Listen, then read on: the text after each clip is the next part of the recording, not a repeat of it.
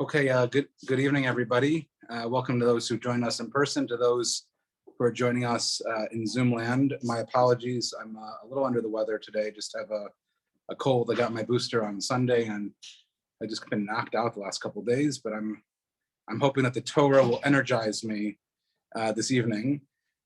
We're in the first of a two-part series. The truth is, it really would be fascinating to turn this into a 3 or 4-part series, but I thought people might get a little bored of learning so much about Asar B'Tevet, but maybe not. So we'll see.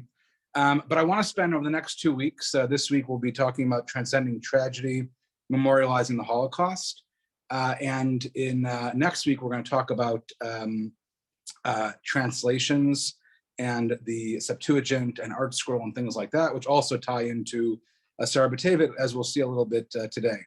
What made me think about this topic as something that would be interesting to explore with all of you this evening and over the next 2 weeks is that most of us don't know a lot about the fast of the 10th of Tevet. We know it comes, we know it happens. We're really happy that it's in the winter and it's a really short day. And it's by the time you turn around, it's 5 o'clock and the fast is over. We know all that stuff. We don't know a lot about the significance of the day or what it's about or how we're supposed to find meaning in it.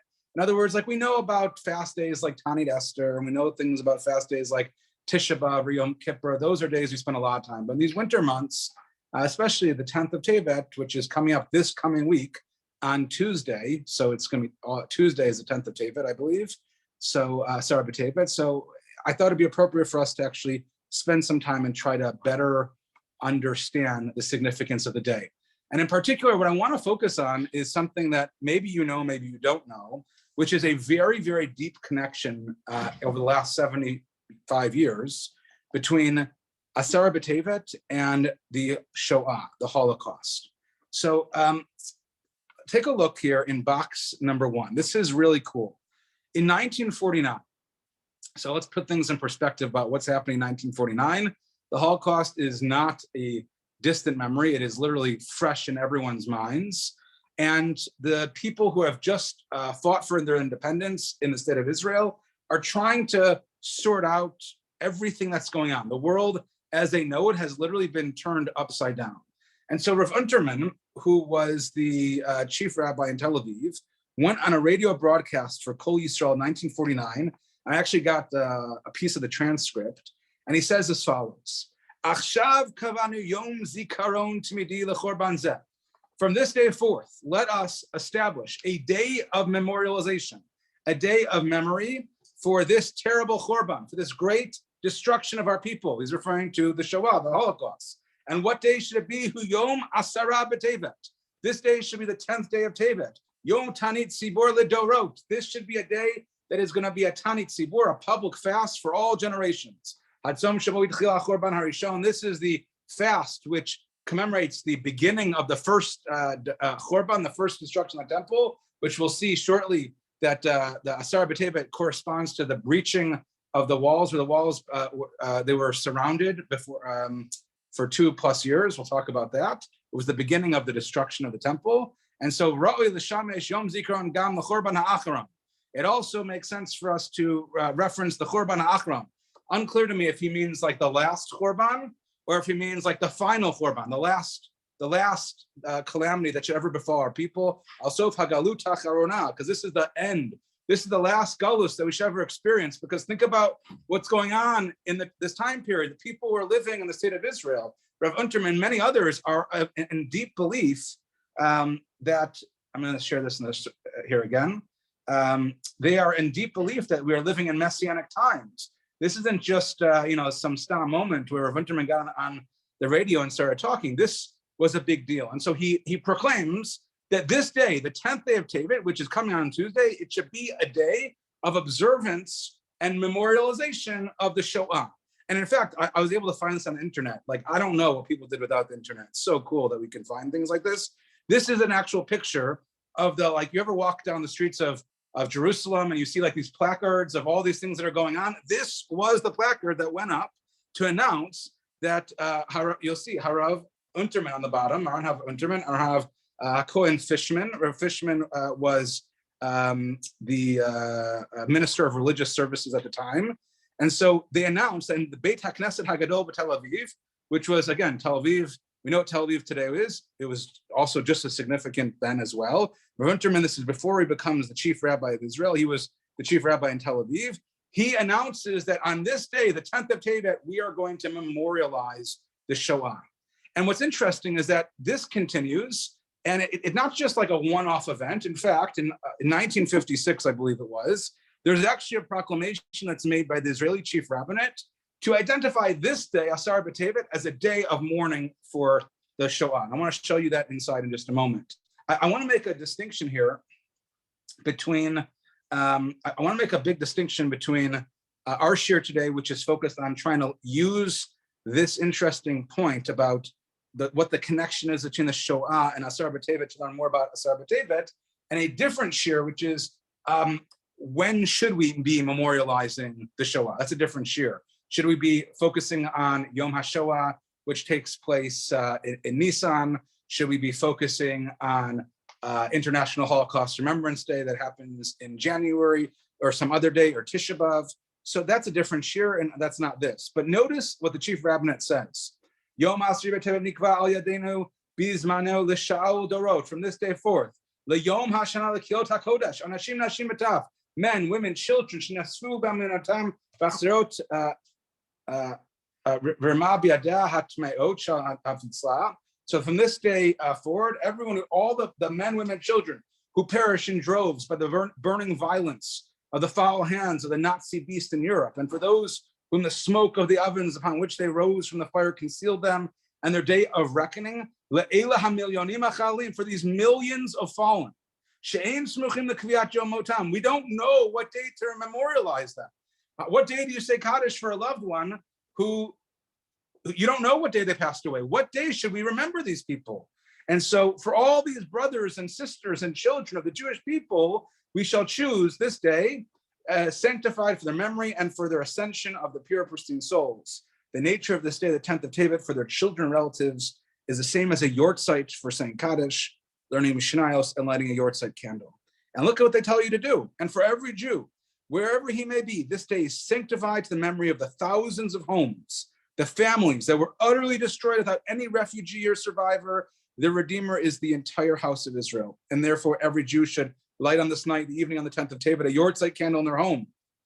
Whoever has parents who've passed away, in other words, anyone who has been accustomed to saying Kaddish in the past, on this day should say Kaddish for a member of the Jewish people who passed away on the 10th of Tevet.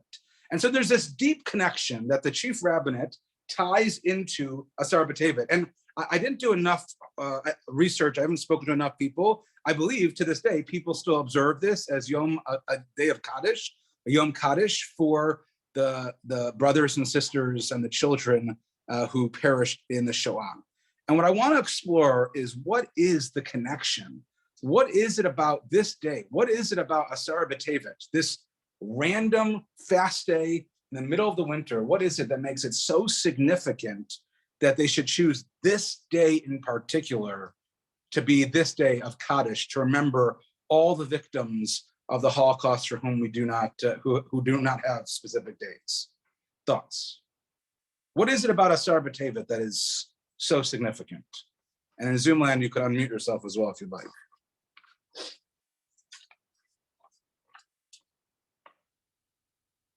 My video is off in the picture. Okay, let's see why that's happening.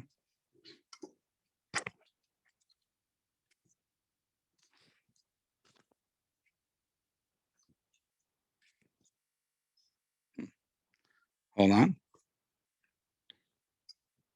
Okay, hopefully you all can see me again. Thank you for whoever sent that in the chat. So what is it about Asar B'Tevet and Yom HaShoah that make them appropriate days to be matched together? We can understand why there could be a call to make Tisha B'Av, for example, a day of real destruction, right? Chorban, look at the language that's being used by Rav Unterman, language used by the chief rabbin, Chorban, right? The Chorban of Europe. We can understand that.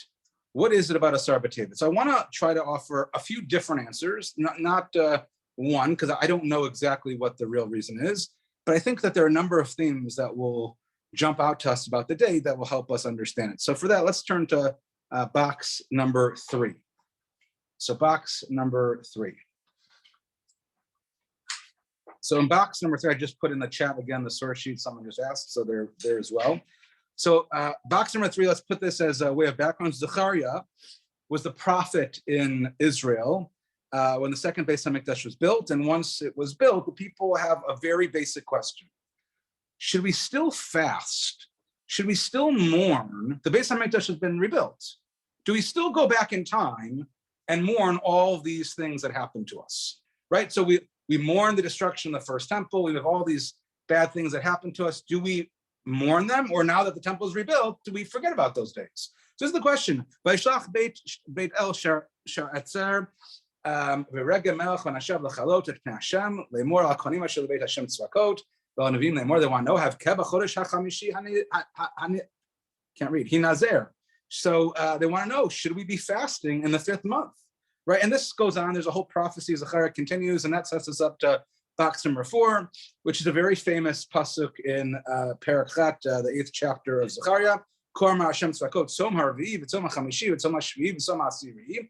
So Zechariah says there are these fast days: the fast of the 4th, the fast of the 5th, the fast of the 7th, and the fast of the 10th. Yiyeh lebeit Yehuda l'sason simcha modim tovim v'amet v'ashon ahavu. They shall be to the house of Judah joy and gladness, cheerful seasons, therefore love, truth, and peace. And so what we see here is that there's a reference here to these fast days. And he's saying that one day these will turn into happy days, but right now these days are actually days that should continue to be observed as days that are days of fasting.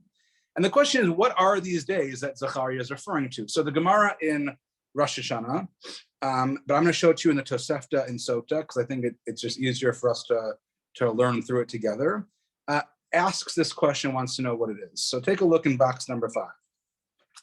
Darish Rebbe, Harehu Omer Korma Hashem Tzom Haravi Tzom Hashvi Tzom Asiri V'Gomer.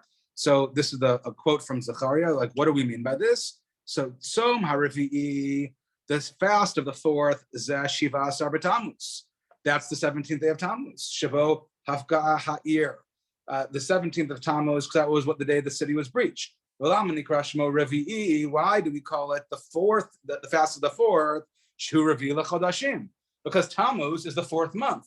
If we count the months from Nisan and we continue from Nisan, what's going to be the 4th month? It's going to be Tammuz. So now you get in a sense here. So what is Soma Chamishi? What month comes in the 5th month? It's Av, Tammuz Av. So what's that? Soma Chamishi is Zot Tisha B'Av, Shom Shenisrach Bo Beit HaMikdash. So the fast of the 4th, that's Shiva Asar B'Tammuz. The fast of the 5th, that's going to be Tisha B'Av. That's the day the Beis HaMikdash was actually destroyed. Soma Shivi'i, what's the fast of the 7th month? What is the 7th month? Tishrei. So what is that? Zeh Shlosha B'Tishrei, Yom Shnarag Bo Gedalia B'Nachikam Shnagu Yishmael B'Netanya L'Amdacha Shekashem Katan Shal Tzadikim V'nei Hamakom Kechor Beit HaMikdash. This is Tzom Gedalia. And this is a major moment in Jewish history when Gedalia is murdered.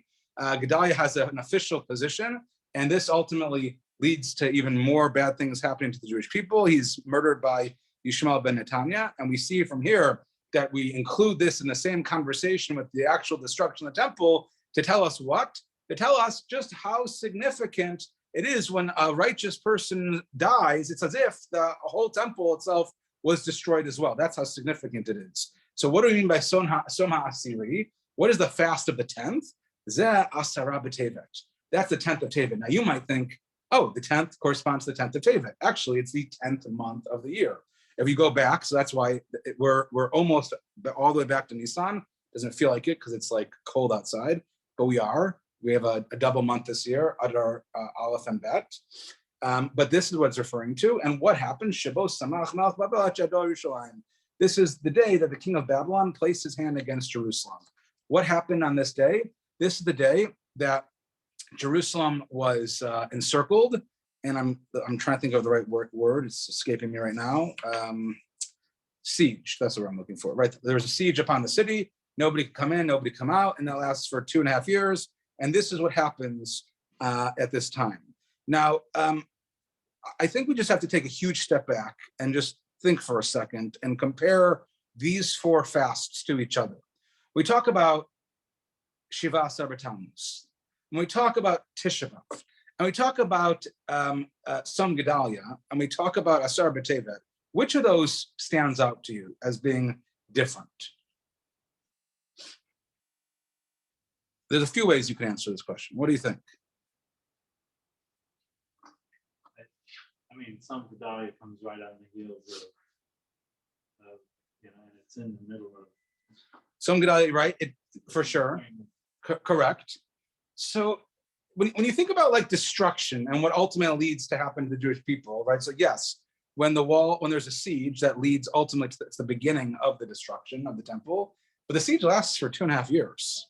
Like I want to give like a really, really poor metaphor, but I think that there is some truth to it, which is there are people who live in Israel today under rocket fire and don't really, like that's just normal. That's just a normal life. And there's nothing normal about that, but they just accept it as life. When you go 2.5 years under a siege, so there are elements of this that just become normal. Like you just keep living your life. It's uncomfortable. Maybe you don't have all the supplies you need, but it's like your life just continues and you just get used to this new reality. I'm not saying it's a good reality, the same way it's not a good reality for what's happening in Israel today, but there, it doesn't seem like such a big deal. Like when the temple is destroyed, big deal, right? When we talk about they actually break through the wall, Shiva Asar Tammuz, yeah, big deal. That they put a siege on the city, a bad thing. But this is like warranted in the same thing, right? When we consider the murder of the regent and the exile of the remnants, right, of the people, so that's significant when I think about some Gedalia. But to think about Asar B'Teva as being something so significant, it is a little bit surprising. And in fact, you can see here, I'm going to jump around here to box number 7. Box number 6 just identifies and shows you exactly when it happens. It's in Melachim, but it says explicitly when Nebuchadnezzar moved against Yerushalayim. But look in Yechezkel. It was the 9th year on the 10th day of the 10th month, and the word of the Lord came to me. Ben Adam, Ktov lecha et shem hayom et etzem hayom hazeh, samach melech Bavel el Yerushalayim be'etzem hayom hazeh. Record this day. Be'etzem hayom hazeh. Record this day, this very significant exact day, because this is the day that the siege of Jerusalem begins. Does anyone know where else we find that language of Be'etzem hayom hazeh? It comes up in a few different places. What other major things are referred to as Be'etzem hayom hazeh? So I'll tell you. I could tell it's the people on Zoom are being bashful, but let me tell you where it is. First time we see it is actually in Noach, right? Be'etzem hayom hazeh, right? That's the first time when God literally destroys the earth, right? There is a flood that destroyed all of humanity. The second time, another time we find it is when the Jewish people leave Egypt. Be'etzem hayom hazeh.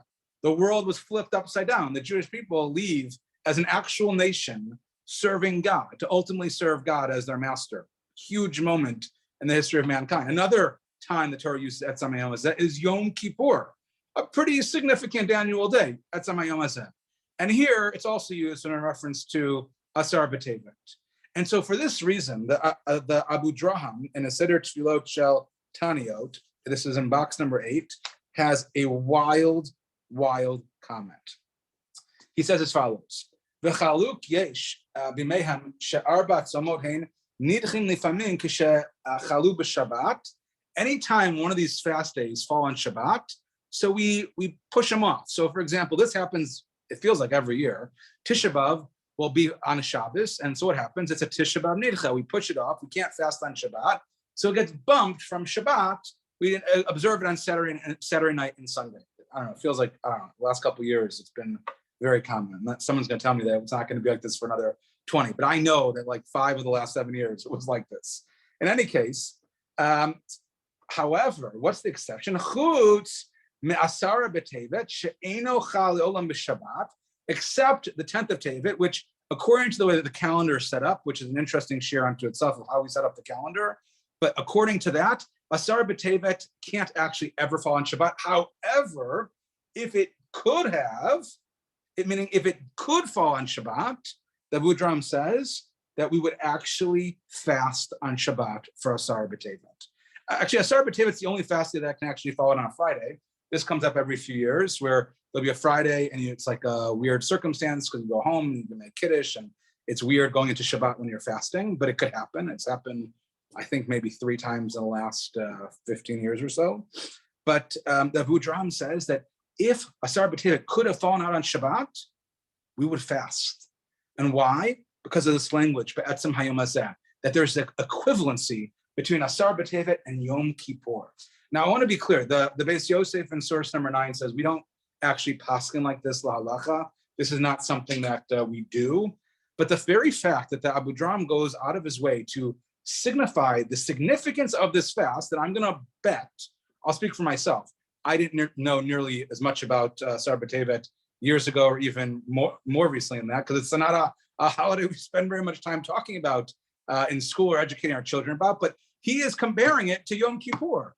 And not only is he compared to Yom Kippur, let's go back to how we started. The chief rabbinate felt their stay has so much significance that this should be the day that we remember 6 million holy Jews whose lives were gruesomely taken during the course of the Holocaust. This nothing fast day on Tuesday that we're just gonna, we'll go through the day, we'll go through the motions. And for many of us, myself included, we'll be at work, whatever it might be, and we'll fast and then we'll go on with our life and we'll have a break fast and life will be good. But there is deep significance here. And what is it and how do we understand that? And so if you turn over to box 10, 11, and 12, I want to maybe offer a way for us to understand the Abu Dram's comments in light of our larger question of what is the significance of Asar B'Tevet relative to Yom HaShoah or a Holocaust observance or memorialization. So the Baal Ma'or in Pesachim, this is here in box number 10, identifies that there are different types of fast days. So for example, if you look in the first 2 lines here, there are 3 different types of fast days. There's Yesh Tanit Shel Tsa'ar V'Shel Evel V'Echi. The first is a fast day of mourning and crying, right? This is what we call a standard type of fast days, right? That's the first kind. If you scooch down a few lines, the last word on the line is V'Yesh. V'Yesh Taniot Shadam Mesiach Daito Ma'achila Machmat Askav B'Dvarim Acherim Moshe Ma'avir Et Shato B'Minei Perot B'Minei Tergimat Dvarim Shein Tunin Sholosh Brachot Achrein, etc. So there's another type of fast where a person eats, but you don't have full meals. You just have things that don't require benching, like you just have some fruits and some snacks. And this is not technically a fast, but it can be observed as a type of fast. And the third is this last paragraph on the bottom here, which is V'yesh ta'aniot she'adam mechaben libo la'aviv shebashamayim. There are some fasts where we direct our hearts to our Father in heaven. Going bakashat rachamim likra gazar din. Like for example, when we're trying to undo some type of heavenly decree, like a tanit chalom, like a fast when someone has a bad dream. If you remember, we talked about this on Shabbat Shuvah. So that type of fast, bo bayom zeh mutar afil b'Shabbat. Such a fast is mutar even on Shabbos. We talked about, could you fast on Shabbat or on holidays if you have a tanit chalom? So this is a different type of fast, and this would be a fast what I call is like tshuva or of bakasha, where you're trying to ask God of something, or you're trying to repent. Now it's interesting, the Rambam, when he talks about all of our different types of fasts that we have, notice the language that the Rambam uses to describe our fast days. Yesham yamim shekol Yisrael mitanim bahem mipnei atzarot sheru bahem kedei le'orer halvavot livtoach derechei tshuva. What is the purpose of the fast days according to the Rambam? The Rambam makes it sound like our fast days are really here about tshuva. The whole idea of fasting is supposed to get us to appeal to our hearts so we can do tshuva and we can repent on whatever it might be doing, our evil doings, the deeds of our fathers, whatever it might be. We should try to do tshuva. And you can see here, he continues through all of the 5th chapter of Hilchot Taniot. He goes on to describe all these different fast days. Now, based on these pieces here, there's a really interesting chasam sofer here in box number 12, which I'm not going to read all of it because we don't have time and it's more technical, but it really is worth your read. If you're in Zoomland and didn't get the source sheets, ask me afterwards. I'll be happy to share that with you. But there's just some great pieces here. And I want to maybe say it outside. So the chasam sofer wants to suggest that there's something very, very significant about Asar B'Tevet. He said Asar B'Tevet actually fits into this 3rd category, like the Baal Ma'or talks about, where it's like a bakasha. all the other fast days, they all correspond to something that happened that was like a destruction, like there was a destruction of the temple. We look back on that and we mourn that, and that's a very sad thing. And that's something that is significant. However, when it comes to Asar B'Tevet, every single year, we have an obligation to be able to rebuild the Beis Hamikdash. And every year, if we don't rebuild the temple, then we have fallen. We have erred, we have sinned. And if we sin in this way, so then we are liable. And so he argues, and again, I'm not doing it due justice here, but he argues that when it comes to Asar B'Tevet, the reason why a person could even fast on Shabbat, according to Abu Dram's comment, is because we treat this like a fast, like a bad dream fast. And such a fast day, we are praying each and every year that God should tear up the terrible decree that there isn't a Beis Hamikdash. And we need to do tshuva on the fact that the Beis Hamikdash has not been rebuilt. And so every year, on the day that corresponds to the beginning of the tragedy that was the destruction of the temple, we need to look back and at the same time look forward to realize that we have a responsibility, and it's on us that the Beis Hamikdash wasn't rebuilt. Now, it's based on this a little bit that Dr. Jeffrey Wolf of Bar-Ilan University suggests this might be one of the deeper connections between Yom HaShoah and Asar B'Tevet. If you turn over your page in box number 13, you notice here, this is the prophecy of Yirmiyahu.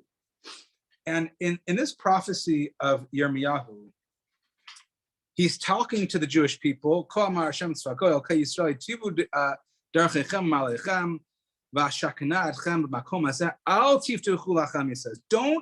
don't believe, he says, don't believe that Jerusalem can't be destroyed. Don't believe that it's untouchable, that it's all just going to work out forever. So Dr. Wolf suggests that this is one of maybe the deeper connections between Asar B'Tevet and Yom HaShoah, a Holocaust remembrance, that the entire purpose of this fast day is to teach us that what the Jewish people in fact needed was what they needed to learn back then, which is that we need to open our eyes to realize our own self-improvement, to do tshuva, to change on a personal level, to change on a national level, and not to stubbornly hold on to our past sinfulness and thinking that no bad things could ever happen to us. And this is why we focus Asar B'Tevet and Yom HaShoah, because Asar B'Tevet is the day that is the beginning of the process. And the beginning of the process when there was a siege around Jerusalem, do you think for a second anybody thought that they would actually destroy the temple? Did it even enter into anyone's mind that, whatever, like, well, it'll pass, it's not a big deal, like, we'll work it out, God will save us? Do you think that people who lived in Nazi Germany before the war began believed in a million years that such things could happen? Never. They never could have believed that would happen. And so he's challenging us. Dr. Wolf is saying that both Yirmiyahu and this previous piece of the Abu Dram, as well as this Chasam Sofer and others, is teaching us that we never thought the Holocaust could happen in the same way that we never thought Jerusalem could be destroyed. So what better day for us to remember an event that was beyond the pale of our understanding in the Shoah, to focus on a day which commemorates something that we never in our life could have imagined happening, and that we need to do deep tshuva. We need to do deep repentance over that as well. So that's approach number one between the Shoah and Asar B'Tevet. Let's look at the continuation of Tosefta here in box number 14. So we saw one opinion in the Tosefta. Now I'm going to share with you a second opinion about what happens or what the significance is of Asar B'Tevet. Ani Omer, Tzom Asiri Zeh Chamisha B'Tevet. This is actually wild. There's a machlok in Tosefta and the Gemara about what day we observe. Is it the 5th of Tevet or the 10th of Tevet? I want to be clear. This isn't like they're like it's the 9th or the 10th. It's like they're 5 days apart. And we said, oh, that's Asar B'Tevet, but he says it's the 5th of Tevet. Why is it the 5th day of Tevet?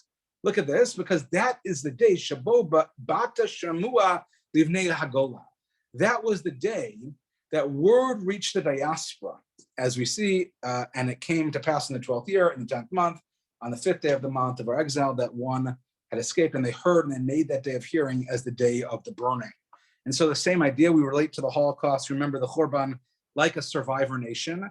We hear and we remember what happened, in Europe, and maybe that is another time to the Shoah and Asar B'Tevet. Let me share with you a few other potential ways of understanding this. This is where it gets really juicy and where I can maybe get in trouble. Let's look in box number 15, the Bahag, the Halachos Gedolos. So the Bahag tells us that there are actually some other significant moments that are happening like this week at the same time that we're doing this two-part series, which is why I did it this way. There are some other moments that we actually commemorate as well. B'Shmona B'Tevet, Nichteva HaTorah Yevanit, B'mei Talmei HaMelech. So we're going to talk about this next week. King Talmi had the Torah translated into Greek on this day, commemorating Asar B'Tevet. So that's number one. We'll talk about that next week. And again, I think we can talk for a moment about the connection to the Shoah, which is we think about all the books and all of the writings which were destroyed and corrupted during the Shoah, similar to the way that the Torah, in a sense, was corrupted as well. So that also might be a connection between these days. But Tisha B'Av, on the 9th day, Lo Katvu Rabotinu Ma Hu. We don't know, something happened on this day, in the 9th, but the sages don't record what it was. Uvayom meit Ezra Kohen, Nehemiah ben Nehemiah ben Chalkaya, Basar bo Samach Melech Bavel Yishan Lachriva. And on the 10th, siege was laid on Jerusalem. So we see that on the 9th day, Ezra and Nehemiah passed away. They were pretty important characters. And also there's something like unclear what happened. Taz tells us in box 16, so Tema Gdola, Ha'ita B'Sichot, I don't know exactly, he says, what this is that happened on the 9th day of Tevet. I'm not exactly sure. Something mysterious happened on this date. But like it's likely, you could read this as one sentence, that on the 9th day, this mysterious thing that happened was that Ezra passed away. So what is it that happened on the 9th day of Tevet? This is so cool. Does anyone know what happened on the 9th of Tevet? What could possibly be something so mysterious that the rabbis wouldn't want to even put it into print? So Dr. Schneider-Lyman has an article about this. I think it's called like the 9th of Tevet. I have it somewhere. It's really fascinating. Goes through many different interpretations. One possibility is that if you look in Megillat Esther, it references the 10th month as well. So maybe this is the day that Esther was brought forward. That's a possibility. He disproves it in his article. Maybe this is the day that represents the martyrdom of a great sage named Rabbi Yosef. Also possibility. However, it becomes clear when you examine these different events that they don't really fit well. And they don't fit well into the context. But there is an event that likely happened on the 9th day of Tevet, and that is the birth of Jesus. Now, that's actually like a really interesting thing to think about for a few reasons. One is that what the suggestion is the day of his birth. So whatever day it was commemorated, so December 25th, right? That day, that year happened to be the 9th day of Tevet. It corresponded to the fast Asar B'Tevet. It was right then. It happened to be that way. Now, there's a custom that exists in many of our communities called Nittel Nacht, where people do not learn Torah the night before December 25th. The night before Christmas, people do not learn Torah. The study halls are closed. This isn't because the rabbis want to take a night off. This actually has a tradition. And there's a number of different reasons that are given. One possibility that's given is because this was a night that Jewish people were like attacked, right? Like this is like another faith's night. And if you're out there, out and about, they're looking to seek vengeance and to attack. That's one possibility. The second possibility was to be mindful that this was like a bad night of bad juju, and we don't want to learn Torah on this night. But more likely, I think, is that the whole idea of Nittel Nacht actually I think is mistaken because it follows the secular day. In what other part of the year are we ever following something that happens in the secular calendar and observing it Jewishly? We never say, oh, well, didn't you know it's November 25th, it's Thanksgiving, therefore no tachanun, right? Like we don't base our decisions halachically based on a secular calendar. But yet, Nittel Nacht always was the night before Christmas. Most likely, what we probably should be doing is not studying Torah on the 9th of Tevet, or as it eventually became Asar B'Tevet. And when we think about that if this is true, and this, again, I'm sharing a hypothesis here, if this is true, if there is a connection between these two dates, So then perhaps we really can understand why the chief rabbinate chose Asar B'Tevet to be a date that commemorated all the victims for whom we do not know their names. When we look back through history and we think about through pogroms and we think about crusades and the millions of Jews throughout the ages who we do not know when to say Kaddish for, it makes sense that there should be a day on this day, this specific day. And so if you were the chief rabbinate, you're trying to choose a day to say Kaddish for people, for unnamed victims throughout the ages, what better day to choose than a day that corresponds to a day when the Jewish people, because of this day, the Jewish people saw a tremendous amount of violence and vitriol and hatred, etc. So that's another possibility, I think, kind of an interesting take on what Asar B'Tevet might be observing as well. It happens to be that Rabbi Sachs has, I think, a really, blessed memory, has a fascinating homiletic approach, which ties some of these ideas together about the difference between the writing the Septuagint and this idea of Ezra and Nehemiah and what their relationship is, that there are really two different ways that we can approach bad things that happen to us. One way that we can approach bad things that happens to us could be by assimilating ourselves, and the second could be to be like an Ezra and a Nehemiah. And again, this is interesting. You should read on your own, box number 17. I want to share with you one last thing before I offer a final thought here. On the last page here, on the very last page, I put it all over here, as a sikha by Rav Aaron Lichtenstein, which was given on Asar B'Tevet in 1986. In my opinion, this is a must read. You should absolutely look at this. He addresses our question head on and wants to understand the significance between the Holocaust and Asar B'Tevet. And I think some of the different ideas that we've talked about, you'll find here, as well as others. And Rav Aaron Lichtenstein says it in ways that I never could, but I wanted to provide that with you just so you could have even more context and to understand that even in 1986, Rav Aaron Lichtenstein was struggling with the same question about why did this day become a day of Kaddish. I want to share with you one last interpretation that maybe could give us something good to think about as we approach the Asar B'Tevet on Tuesday. In box number 18, Rav Shlomo Fisher in the Beit Yishai Chelek Aleph Siman Lamed, Siman 30, he explains our Abu Draham comment that we saw before, that this day, by Yom Hazeh, B'atzim Hayom Hazeh, that this was a day of great significance in this exact day. He offers something I think really interesting. He says as follows: Hinei, behold, Mechirat Yosef lo paresh be'ezeh Yom Hayah. When it came to, we're reading about this literally right now, right? The day that Yosef was sold into slavery, we don't know the exact date that happened, right? We don't know. And if I were not apprehensive, I would say it was on the 10th of Tevet. And why? Even though there's no proof, there is a hint to it. Why? Because the month of Tevet is symbolized by a kid. And the kid symbolizes the sin of the sale of Yosef. And according to the verse which we read just a couple of weeks ago, that Vaishchatu Sirizim, they slaughtered a young goat. And what do they do with that young goat? They take that young goat and they bloody up the tunic and the coat of many colors and bring it to Yaakov. And this is, the Gemara explains, the sin of the kid, which I stored up for myself.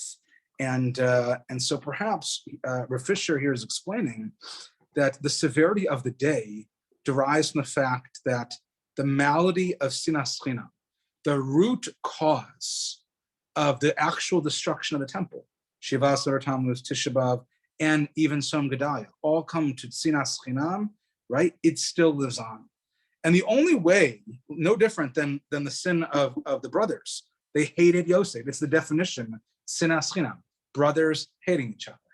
And so if there is a connection between Asar B'Tevet and the story of Yosef, and we see this deep idea of sinas chinam, which is pervasive, so then we need to go back, like we said before, and use this as a yom of tshuva, a day of tshuva.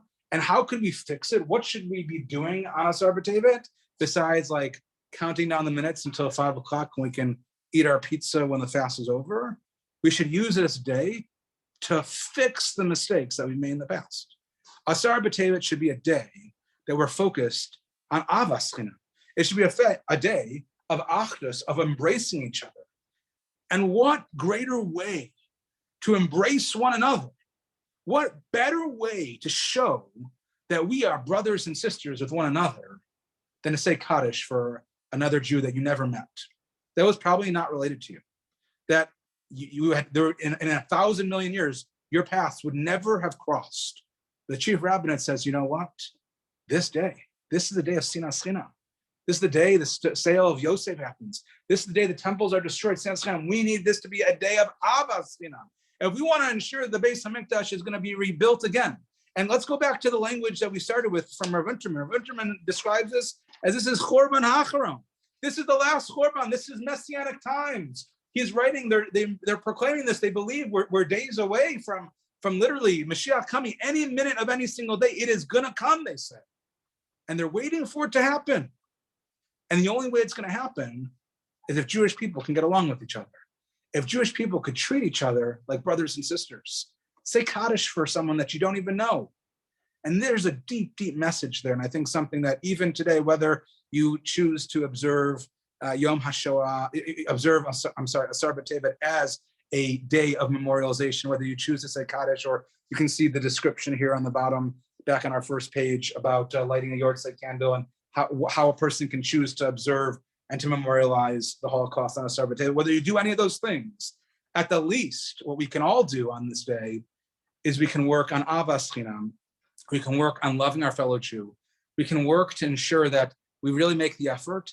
And maybe, just maybe, in a year from now, or maybe even sooner, maybe this year, hopefully, then we won't have to be observing any of these days. And Zechariah says, these days should literally be turned, not just from days of sorrow, but these days should turn to days of Sason, Simcha, Moadim Tovim. These should be days of wonderful things that happen to the Jewish people, and it should be days of Simcha because the Beis Hamikdash will speedily be rebuilt in our days. Okay, so we will stop here. I wish everybody a wonderful evening. I hope you stay safe. We'll be back here at the same time next week at 8 o'clock. And next week, we'll be talking about translations, the Septuagint, and Artscroll. So that's always interesting, I think, for people. So join us next week, same time, same place, and have a wonderful evening. Thank you very much.